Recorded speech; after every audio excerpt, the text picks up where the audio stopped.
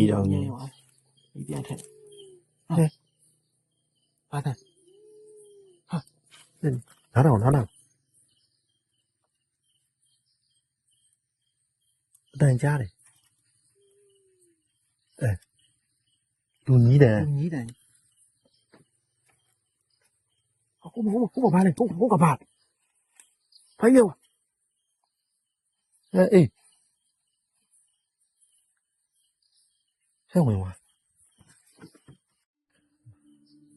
အဘက်လည်းတော်ပဲတော်လည်းမှာအဘက်တွေပေါ့နော်တော်ကြီးပြအဘက်တွေတော်ကြီးသေးစင်ရဲ့အမြင်ကတော့တစ်ချက်ရှိုးလိုက်တော့ဘယ်နှစ်တောင်လောက်ရှိမလဲ 15တောင်လောက်ရှိတယ် 15တောင်လောက်ရှိတယ်တော်တော်မြင့်တယ်ကျွန်တော်လေးစင်ကျွန်တော်တို့ဒီတောနယ်တဲ့အခါမှာလည်းတော်တော်လေးကိုမှအန်ဒီကြီးတယ်ဗျာနော်ဒီတောမှောက်တာလို့တောချောက်တာလို့ဆိုတာရှိဘူးတဲ့ကျွန်တော်တို့တစ်ခါလေးစင်ပေါ်မှာရိုက်ထားတဲ့ဗီဒီယိုရဲ့ comment အောက်မှာအောင်လေးတယောက်သူတို့ရဲ့ကိုပြပြက်ကလေးဒီတောမှောက်တဲ့အကြောင်းလေးရေးထားတာလေကိုလူဖတ်မိရမှာလား တော့မိတယ် အဲ့ဒီတိတလောက်ဒီမှာကြည့်နေတဲ့လူတစ်ချက်တော့ပြန်ပြောပြပေးပါလား သူကတော့ခန့်ငယ်ငယ်တဲ့ခန့်ငယ်သူရဲ့ဗာကြီးဦးကြီးတယ်နဲ့ဒီတစ်ခုတ်တစ်ဝါခုတ်တစ်လုံးတဲ့နေရာကိုလိုက်သွားတာ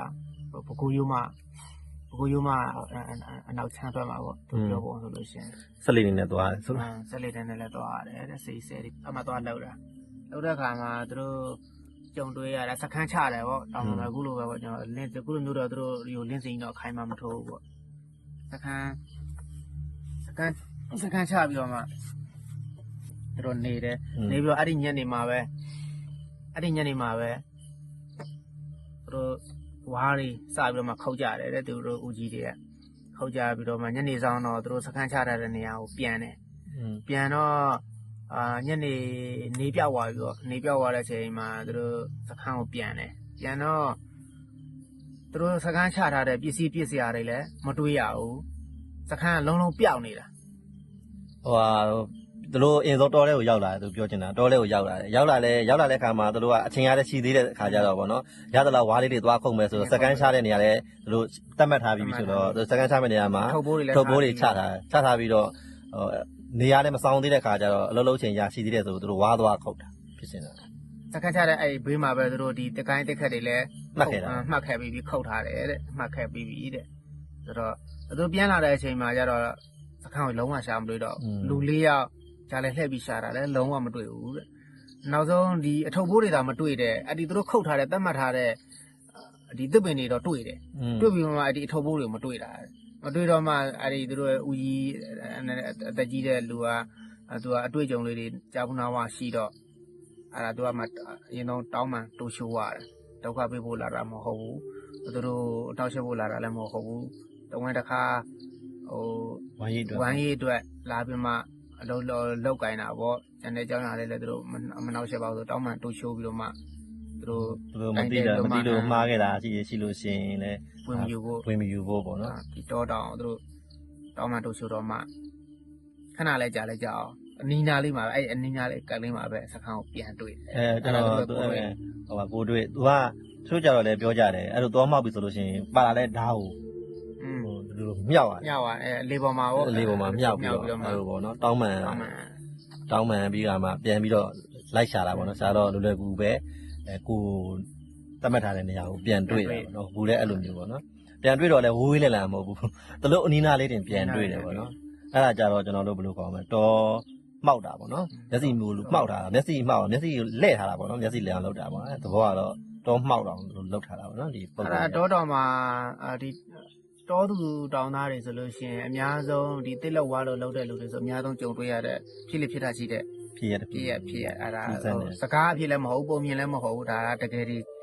ကိုလက်ရှိမှာကြုံတွေ့ဘူးတဲ့သူတွေလည်းရှိကြတယ်အမြင်တွေ့ကြတချို့လည်းရှိကြတယ်ကျွန်တော်ကြားဘူးတာပေါ့နော်ဆိုဒီတောမှာရှိတဲ့မြင်အပ်တဲ့ပုံကိုယ်တွေကပေါ့နော်ကျွန်တော်တို့ဒီတောထဲရောက်သွားပြီဆိုလို့ရှိရင်တို့ကဒီစနောက်ကြတဲ့ပုံစံမျိုးနဲ့လည်းလောက်တာရှိရတယ်တချို့တို့ပေါ့နော်ရွာနေပြီးတော့အလဲတွေနွားတွေနဲ့ပေါ့ဗျာဒီလွယ်တောထဲတက်ပြီးတော့တစ်သွားခုတ်တာပေါ့သူမျောတို့ခေါ်မလားဒီခင်းနဲ့မျောပေါ့နော်ကျွန်တော်ကြားဘူးလားဦးလေးကြောက်ပြောမျောတွေသူတက်ခုတ်တာတောထဲကိုသွားခုတ်ပြီးတော့စကန်တွေချထားတာတို့ညနေဝ ဟွာလောက်ပေါ့9နာရီလောက်သူတို့တော့တဲ့ရောက်တယ်စကန်ချမယ်နေရအောင်ရောက်သွားတဲ့အခါမှာလဲတွေဘာတွေဖြုတ်ပေါ့နော်လူတွေကတော့လဲတွေရဲ့နွားတွေရဲ့အလဲမှာပြီးပို့ပြီးတော့အိတ်တာလဲတွေနဲ့နွားတွေနဲ့နီးနီးလေးပဲသူတို့အိတ်တဲ့နေရာနဲ့အဲ့တော့တင်းတို့ပေါ့နော်ဦးလေးတယောက်ကစလေလေးဘာတွေထားတော့ပေါ်ပါးတွေဘာတွေသွားကြည့်လိုက်တော့နွားတွေလဲတွေနဲ့ပြောက်ပြီးတော့ကွင်းပြင်းကြီးမှာသူတို့အိတ်နေတာကွင်းပြင်းကြီးမှာအိတ်နေတာအားနဲ့လက်ပြန်သွားတာပေါ့နော်ငါတို့ပဲမျက်စိမှားနေတာလားမျက်စိလဲပြီးတော့ဒီရောက်နေသလားပေါ့နော်သူ့လူလေးကြည့်လိုက်တော့သူ့လူတွေကသူ့ဘေးနားမှာအဲ့လိုပဲမြက်ခင်းထဲမှာကောက်ရိုးတွေခင်းပြီးတော့ပေါ့နော်ဟိုမှာကျိုးအိတ်တွေစောင်းတွေခေါင်းတွေနဲ့အခုအိတ်နေကြသူတို့နှုတ်ပြီးတော့အားလုံးပေါ့နော်ဟိုလဲလေးပြောက်နေတယ်နွားကြီးပြောက်နေတယ်ပေါ့နော်အဲ့လိုပြောတော့ကျန်တဲ့လူကလိုက်ကျက်စားလိုက်မတွေ့ဘူးတဲ့အဲ့လိုရှာရင်းနဲ့အဲ့ဆိုတော့ဦးလေးတယောက်ကအဲ့လိုပဲနော်ဟိုနည်းနည်းအထက်မှာတောရတဲ့ပါတယ်တွားပြီးဆိုလို့နည်းနည်းတိစီနားလဲတက်ကျွမ်းတဲ့ဟိုလူကြီးတယောက်ကပါသမီးပါတယ်ပေါ့နော်အဲ့ဦးလေးကနေပြီးတော့အဲ့လိုပေါ့နော်သူတက်တလောက်မှတ်တလောက်ပေါ့နော်ဆိုတော့ကိုလူပြောသလိုပဲကျွန်တော်တို့ဒီတောတောင်တွေကိုလာ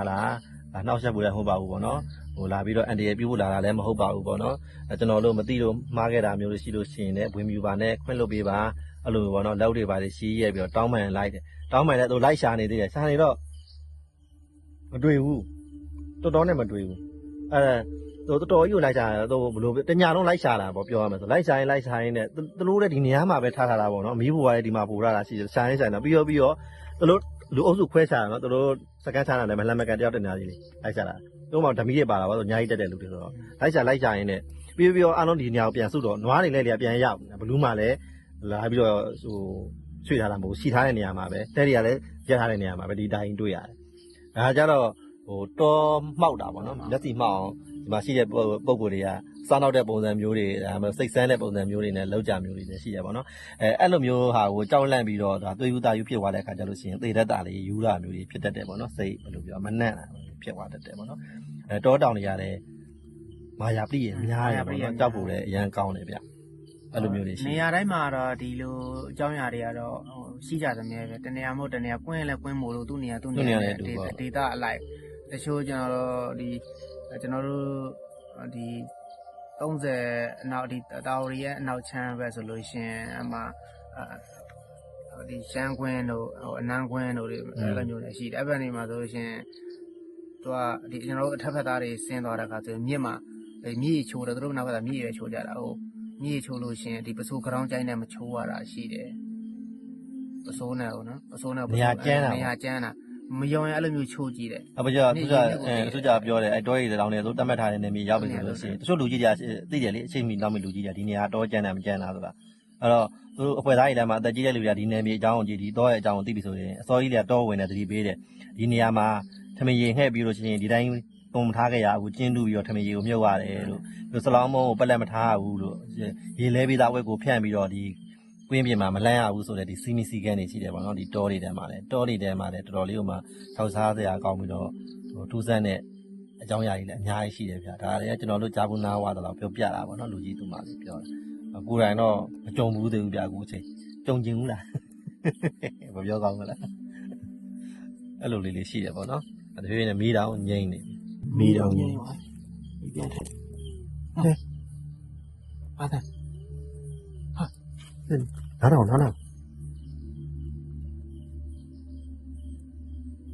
တန်ကြားတယ်သူညီးတယ်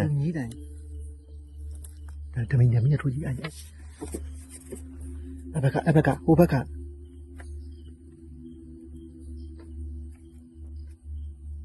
ဟိုဘာလဲဟိုကဘာဘာရောအေးဆဲဝင်ပါဘာတော့ဝက်